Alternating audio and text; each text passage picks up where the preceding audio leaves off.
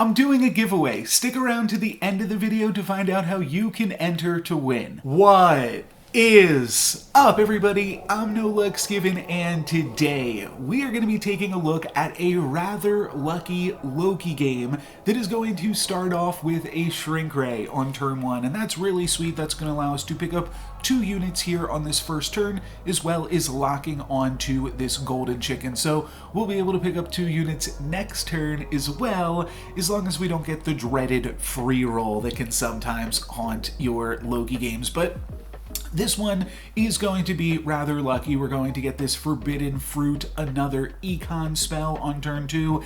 Doesn't really help us because we could have picked up this pair of eggs regardless, but now it allows us to lock on to this golden chicken one more time, I suppose, and that's fine. Maybe we'll figure out something that we can do with that. Definitely feels like a huge difference in a Loki game like this compared to my Loki game against Duke Silver the other day in our duel, where I just got a bunch of early free rolls and Loki was kind of trolling me a little bit, but Loki is making up for it in this one. Another Shrink Ray, and you'll notice that, well, we have a gold left over, so we're gonna roll, but I'm actually gonna keep rolling. We've got a pair of Blind Mice and a pair of Humpty Dumptys, so I'm gonna keep rolling. I know that I'm gonna throw in at least 2 rolls here, and then I find the Blind Mouse, so we're gonna pick that up and grab a tier 4 treasure on 2.2. 6 of Shields could certainly make us strong. However, Fool's Gold has no downside when you're playing Loki. It's just 4 extra gold every single turn, and that's pretty great.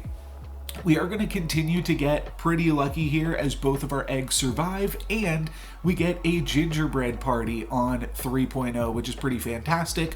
We'll be able to use that to pick up a pumped up Brave Princess and a donkey.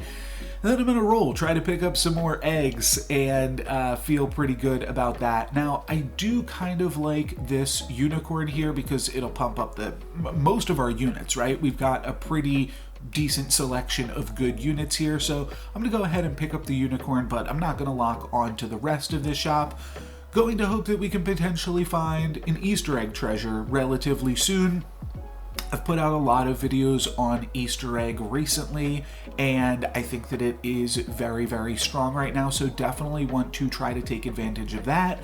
And I think that Loki is a pretty good hero to be able to do so, especially because we have this Fool's Gold and we just have additional cash to be rolling with every turn. So would really like to find an Easter egg over the course of the next few turns. We're going to get our 3rd Shrink Ray spell here as well, so might potentially look for a rainbow unicorn, and we are going to find that. And we see an interesting treasure selection here. I almost always take Secret Stash, right? However, I don't think that we're particularly close to losing anytime soon. So I think I'm going to skip out on the Secret Stash in this case. I do think that the Stag looks good, and then I'm also eyeing up the fact that we could pick up a Pollywoggle to put behind the Stag. And then I'm going to bench my eggs, and this is going to just allow us to save our eggs from potentially getting cracked.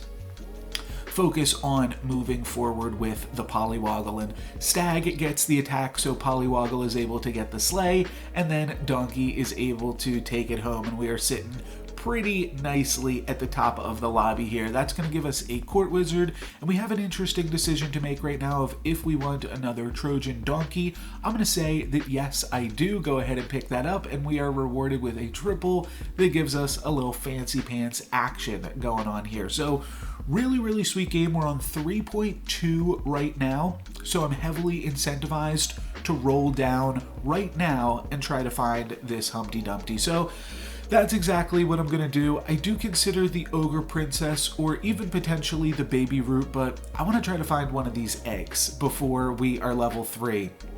I might even sell my happy little tree off. Oh, that's right. I just wind up picking up a crafty on this turn just because I want to actually make some use of the fancy pants buff and make sure that we are effectively using that every turn. So wind up picking up the crafty in this shop, a 10-10, nothing to sneeze at. Brave Princess going to get her final slay there. Stag also going to get the attack. Unfortunately though, Trojan Donkey not going to summon anything, and that spells trouble when we are up against Queen of Hearts. It survives with 1 health, and we do take some damage. So could have used the secret stash, but I'm not too upset. We get to pick up a Humpty Dumpty here, so probably just going to be skipping on this tier 3 treasure. I do make a pretty big mistake though in picking up the Humpty Dumpty. I should have picked up the Sporko first, so that way the Sporko received the Fancy Pants buff. So that was definitely a mistake, but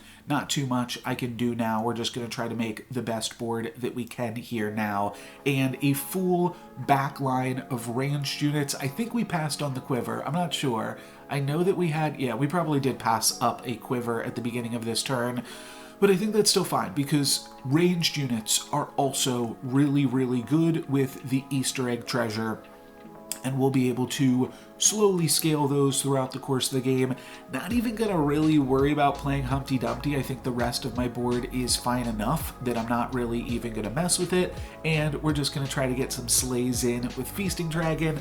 We're also gonna grab some nice cash from Prized Pig, and one of those Prized Pigs even slays against us. So that's gonna give us 7 bonus gold this turn. 4 from the Fool's Gold, 1 from my opponent's Prized Pig slaying, and 1 from each of those Prized Pigs that we killed during the combat. So we're gonna wind up taking some of that cash, picking up a Sporko, and replacing our Fancy Pants that we've already used for the turn with a Sky Castle. And basically, my thoughts from here, the Romeo and Juliet are kind of interesting with that Sky Castle pickup, but I think I'm gonna just try to pick up some more ranged supports, and I'm looking to either build into a Slay comp, looking for River Wish Mermaid, or to eventually build this into a Princess P comp.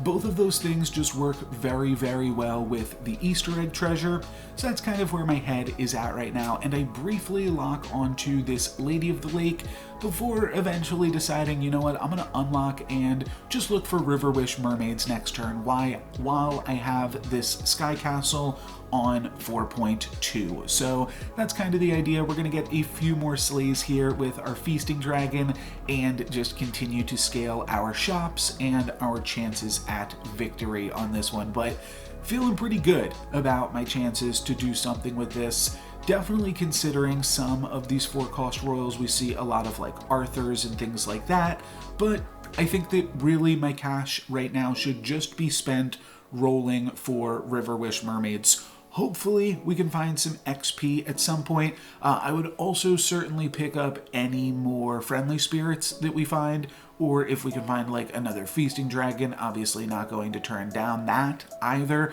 I do consider the Princess Peas as well, because we do have the Sporkos that would be able to pump up all of the Princess Peas, but I'm really happy with this shop locking onto this one. We'll get to triple a Feasting Dragon next turn, hopefully find that Horn of Olympus, and then we'll also be able to pick up a Polywoggle, which I think could be pretty strong here. We'll be on 5.0 next turn, and then we'll have a Polywoggle that we can give a massive amount of attack with our Sporkos, especially if we get that Horn of Olympus. So a lot of things could definitely go right next turn. However, Loki is going to be a little bit chaotic here for us and throw in a little bit of trolls. They are going to free roll for us, so we won't get to pick up that shop, unfortunately. I will go ahead and pick up a friendly spirit now, and then I'm going to continue to roll for those same units that we just lost out on. I will find ourselves with a Feasting Dragon, and Coin of Sharon is pretty good when we've got this pair of friendly spirits. But ultimately, I think that it's probably just a skip here because Sky Castle and Fool's Gold are just too good of treasures, and we're kind of building around this Easter egg. Lancelot automatically activates because of Sporko, so that's kind of a no-brainer to pick up. Maybe we can find like Evil Eye or Staff of the Old Toad or a Hand of Midas there. Those are the 3 biggies that we'd really like to be able to pick up. don't think I really want to concern myself with an INC Terror. It's good to grab some of those tier 5 treasures that I just mentioned, but I'm not going to stress out over them. Lancelot is going to get the Slay, and of course the activation, Feasting Dragon, also going to get the Slay. So pretty great combat for us here, and then we will be able to get a kill onto the Fates to finish it off, and a little bit more Easter egg triggers still chugging along. And then we see that our treasure choices do include Evil Eye. It's a little bit awkward because I have to decide here if I want to toss the Sky Castle, which has given us nothing this entire time, or if I want to toss the Fool's Gold, and it's a really tough choice. Ultimately, I think I do decide on tossing the Sky Castle, just because the Fool's Gold we know is going to do something for us, whereas the Sky Castle, like, I don't know, it hasn't done anything yet, so I'm kind of done holding my breath here. And then I will pick up the Polywoggle, like I said, Polywoggle as a 9/9, plus getting 20 additional attack now from Sporko seems pretty good to me. I'll wind up picking up a pair of Lady of the Lake, still looking for that horn. We just gotta hunt for it the hard way, and then I'll pick up another Polywoggle, but going to try to triple Lady of the Lake and Friendly Spirit to potentially find Horn of Olympus and give us some nice options here going forward. Polywoggle is going to Slay. That's going to give us a tier 6 unit, and one thing that I love about this game is just how big our statues wind up being when we're battling up against this Medusa. Really fun stuff. That's going to give us a Green Knight, which is a support character and giving us some pretty big stats. So I'll wind up playing the Green Knight for now. I'm going to sell off on the Court Wizard to pick up Sporko as well. And now we've got 3 different pairs of tier 4 units. Hopefully we can pair some of these off and find the Horn of Olympus, not the Moonsong Horn. Wrong horn there, unfortunately, but I will wind up picking up another Polywoggle, and maybe we could find some fun tier 6 characters with that as well. A little bit tough here to fit everything on the board. I want to play both of these Polywoggles, and I want the Lancelot to Slay. Maybe it's time that Feasting Dragon is done with. We could potentially make Feasting Dragon work with like a Sporko or something. It's not unheard of.